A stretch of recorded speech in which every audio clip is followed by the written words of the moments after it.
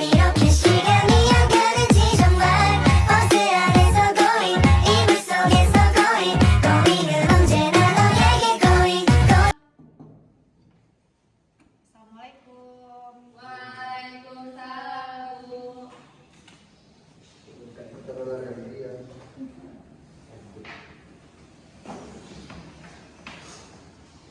Selamat pagi anak-anak semua. Pagi, Bu. Bagaimana kabarnya hari ini? Baik, Bu. Alhamdulillah baik semua ya.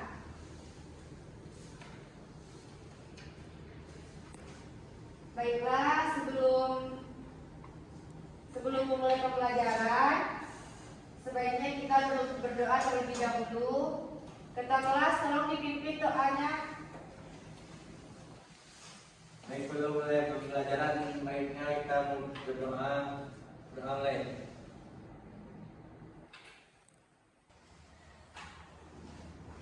Ibu akan mengecek kehadiran Ananda semua terlebih dahulu ya. Aura Deswita Eka Putri, Hadir, Bu. Bisa Fafila, Hadir, Bu. Juliana Ningsi, Di luar, Bu. Gusri Ananda Syaputri, Hadir, Bu. Hafiz, Ibu, Muhammad Zaki Gideon, Ibu, Fauzatur Rahmi, Hadir, Bu. Nurul Adelina, Hadir, Bu. Rahmi Effendi. Hadir, Bu. Hadir semua ternyata ya. Baiklah, sebelum pembelajaran dimulai, Ibu ingin kalian mengondisikan kebersihan kelasnya terlebih dahulu. Kalau ada sampah di bawah kursinya, tolong dibuang keluar. Ada yang tahu apa materi kita pada hari ini? Tahu teks eksposisi, Bu.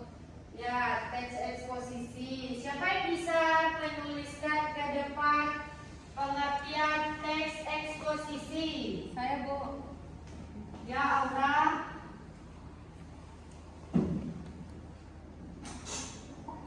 Silakan Aura. Siapa yang bisa menyebutkan apa yang dimaksud dengan teks eksposisi? Saya, Bu. Ya, silakan Aura. Teks eksposisi adalah teks yang mengupas suatu masalah dengan disertai sejumlah argumentasi dan fakta-fakta. Ya, berarti teks eksposisi itu masalah yang disertai dengan sejumlah fakta dan argumentasi. Struktur, siapa yang bisa menyebutkan ciri-ciri teks eksposisi? Ibu. Ya, silakan Hafiz. Strukturnya yang pertama itu tesis, yang kedua rangkaian argumentasi, yang ketiga itu penegasan undang. Ya, terima kasih Hafiz. Ibu. Struktur teks eksposisi yaitu tesis. Tesis yaitu berupa pengenalan isu, masalah, atau bisa kita melihat sudut pandang dari tesis tersebut. Yang kedua, argumentasi. Argumentasi berisi penguatan dari tesis tersebut. Yang ketiga, penegasan ulang. Pernyataan sebelumnya yang berupa saran, simpulan, dan menguatkan kembali pendapat yang telah didukung oleh argumentasi. Coba Nanda jelaskan kaidah kebahasaan teks eksposisi. Baik, Bu. Jadi kaidah kebahasan itu terdapat 4 di sini. Yang pertama yaitu pronomina. Jadi pronomina ini adalah kata ganti orang atau benda. Yang kedua ada yang namanya kalimat nominal, yaitu kalimat yang predikatnya berupa kata benda atau nomina, termasuk pronomina dan frasa nominal. Yang ketiga ada kalimat verbal. Kalimat ini adalah kalimat yang predikatnya berupa kata kerja. Yang keempat ada konjungsi kausalitas, merupakan kata penghubung yang menghubungkan klausa satu dengan klausa lainnya yang menunjukkan sebuah hubungan sebab akibat. Ya, terima kasih Nanda. Berarti kaidah kebahasaan itu ada terbagi atas 4 bagian. Yang pertama pronomina, yang kedua kalimat nominal, yang ketiga kalimat verbal, yang keempat kalimat kausalitas.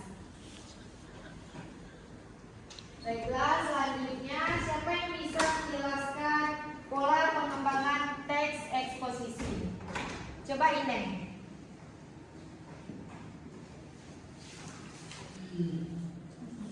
Baiklah Ineng, coba jelaskan pola pengembangan teks eksposisi. Baiklah, saya akan membacakan tentang pola pengembangan teks eksposisi. Yang pertama yaitu merupakan paragraf deduktif. Paragraf deduktif adalah paragraf yang dikembangkan dengan menuliskan gagasan utama yang bersifat umum, kemudian diikuti gagasan-gagasan penjelas atau bersifat khusus. Yang kedua yaitu paragraf induktif. Paragraf induktif adalah paragraf yang dikembangkan dengan menuliskan gagasan-gagasan penjelas, kemudian diakhiri dengan gagasan utama sebagai simpulan atau penegasan.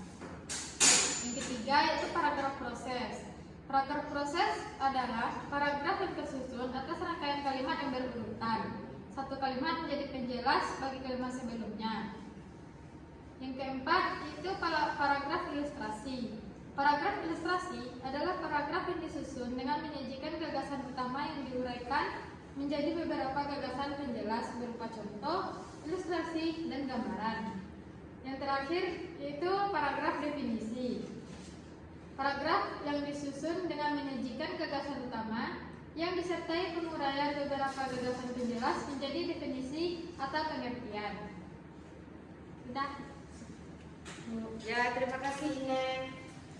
Berarti pola pengembangan teks eksposisi terbagi atas 5 bagian. Yang pertama paragraf deduktif, yang kedua paragraf induktif, yang ketiga paragraf proses, dan keempat paragraf ilustrasi, dan yang terakhir paragraf definisi. Baiklah, Anda semua, kan Ibu tadi sudah menjelaskan apa yang dimaksud dengan pengertian teks prosedur, pola pengembangan teks prosedur, kaidah kebahasaan, dan strukturnya. Sekarang Ibu akan memberi kalian tugas per kelompok. Dalam satu kelompok terdiri dari 3 orang. Jadi Ibu akan membagikan berupa teks. Kalian akan menentukan tesisnya dan ditulis di sini ya. Dari teks tersebut kalian bisa menentukan tesis, argumentasi, serta penegasan ulang. Dan di atas jangan lupa ditulis nama kelompok dan teks apa yang akan ditentukan strukturnya.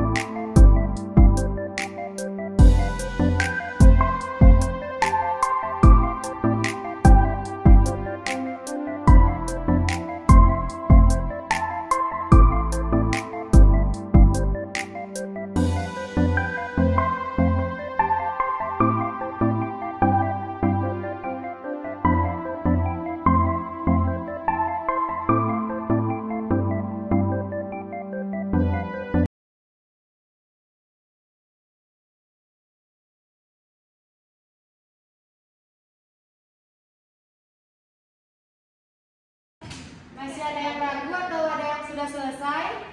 Sudah, Bu. Kelompok 1 sudah selesai? Sudah, Bu.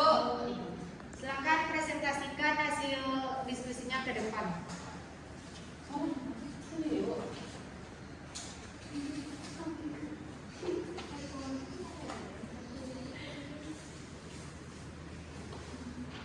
Baiklah, yang pertama yaitu tesis atau pernyataan. Tesis di sini, mohon maaf, teks eksposisinya berjudul lalu lintas. Jadi tesis atau pernyataannya adalah bunyi paragrafnya sebagai berikut. Yang pertama yaitu usaha meningkatkan kesadaran lalu lintas merupakan tanggung jawab bersama antara masyarakat dan pihak kepolisian. Polisi lalu lintas memang punya tugas pokok mengendalikan lalu lintas untuk mencegah dan meniadakan gangguan maupun ancaman di jalan. Harapannya dapat tercipta keamanan, ketertiban, dan kelancaran lalu lintas di jalan umum. Namun, peningkatan pemenuhan kebutuhan masyarakat tidak seimbang dengan penyediaan fasilitator yang mendukungnya sebagai perwujudan pelayanan pemerintah pada masyarakat. Ketidakseimbangan tersebut akan menimbulkan masalah baik berupa kemacetan, pelanggaran lalu lintas, bahkan kecelakaan lalu lintas yang kita jumpai sehari-hari. Sekian, terima kasih. Terima kasih, Nanda. Selanjutnya kelompok 2 sudah siap? Coba. Silakan kelompok 2 presentasikan hasil diskusinya ke depan. Sudah dulu. Sudah.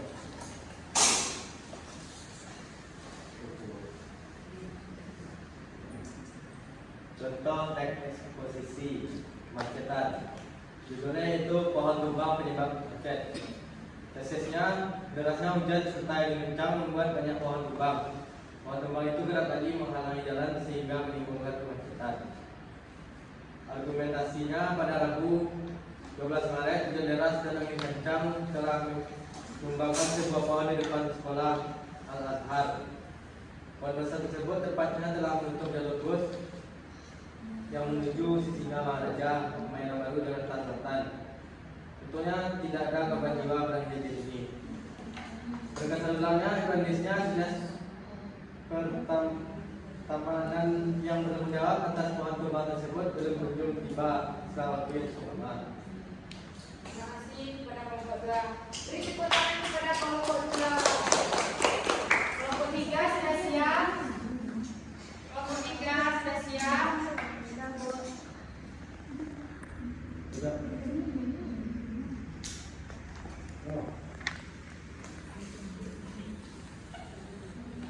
Oh.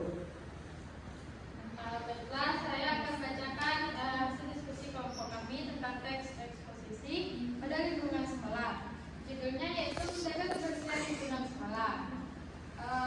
Pertama, bagian tesis.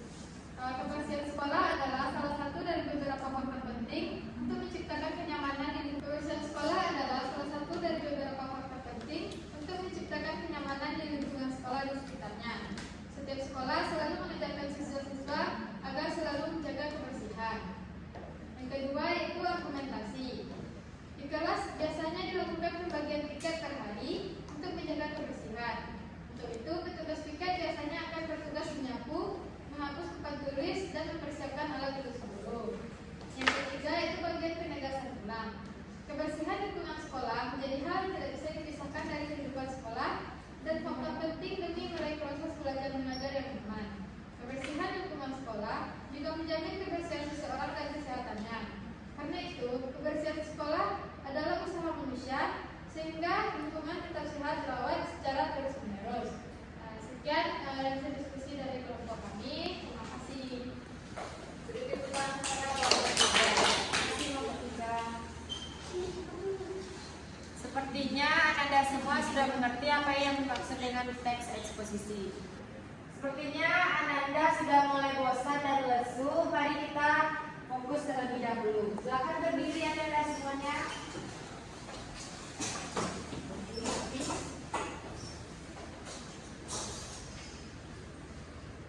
Kalau ibu bilang pagi, tepuk tangannya 3 kali. Kalau siang 2 kali, kalau malam cukup. Paham Anda semua? Pagi 3 kali. Kalau pagi 3 kali, siang 2 kali, kalau malam siang, pagi, malam. Berarti Anda sudah fokus semuanya. Silakan duduk kembali. Siapa yang bisa menyimpulkan apa itu teks eksposisi? Kalau tidak ada, baiklah, Ibu akan menyimpulkan. Simpulan dalam teks eksposisi yaitu untuk memberikan informasi kepada pembaca tentang topik yang telah dibicarakan, sehingga dapat menambah pengalaman serta mengajak pembaca melakukan apa yang telah disampaikan dalam wacana tersebut. Baiklah, telah berakhirnya pembelajaran kita pada hari ini, dan sampai jumpa di minggu selanjutnya. Minggu selanjutnya kita akan membahas tentang menyimak teks eksposisi. Silakan Anda semua mempelajari tentang menyimak